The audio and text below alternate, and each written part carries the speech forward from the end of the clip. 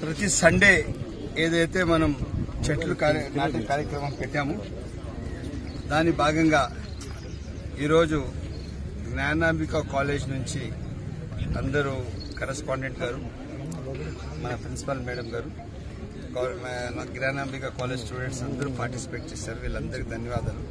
మొత్తం కార్యక్రమం కష్టపడి మున్సిపల్ స్టాఫ్తో కలిసి పనిచేశారు. చాలా ధన్యవాదాలు.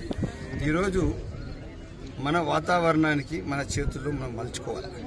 ఎలాగంటే ప్రతి మనిషి తన పేరుతో ఎక్కడైతే చదువుతున్నారో పిల్లలు వాళ్ళ చదివే స్థానంలో ఒక చెట్టు నాటాలి.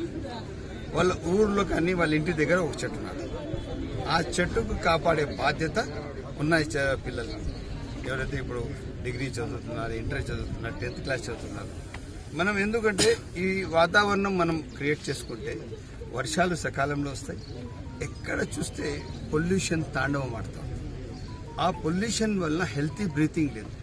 హెల్తీ బ్రీతింగ్ ఎప్పుడు ఉండదు మనిషికి రెస్పిరేటరీ సిస్టమ్ సరిగ్గా ఉండదు.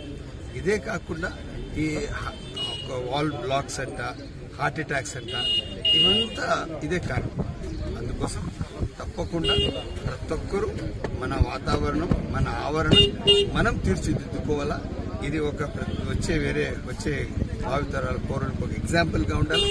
మన పట్టణం, మన ఊరు, మన వాడ, మన గ్రామాలు మనం తప్పకుండా బాధ్యతగా తీసుకొని ప్రతి ఊరు, వాడ, ఇంటి దగ్గర ఒక చెట్టు నాటి కాపాడితే తప్పకుండా మనకున్న వాతావరణం, కాలుష్యం, మంచి హెల్తీ మనకు ఒక ఇది అట్మాస్ఫియర్ వస్తుంది. దీనికి అందరికీ మన చేతిలో మన బాధ్యత. ఈ బాధ్యత ఎక్కడ కూడా మరవకుండా ఇంకా బాధ్యతగా ఈరోజు జ్ఞానాంబిక కాలేజ్ పిల్లల ద్వారా, మా మున్సిపల్ టీం ద్వారా, మా తెలుగుదేశం పార్టీ నాయకుల ద్వారా ఒక మెసేజ్ మదనపల్లి పట్టణానికి, మదనపల్లి కాన్స్టిట్యూన్సీ ఇస్తున్నామని చెప్పి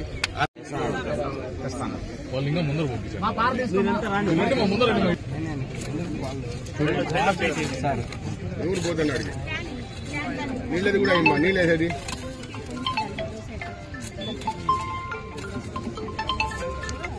పిల్లలు దొబ్బండి. మీరు కూడా దొబ్బండి. మా స్టూడెంట్ మీరు కూడా చేతి అట్లా అనండి. మా కొంచెం వెనక్కి రమ్మా మేడం. లేకపోతే మళ్ళీ ఏమన్నా ఉందా?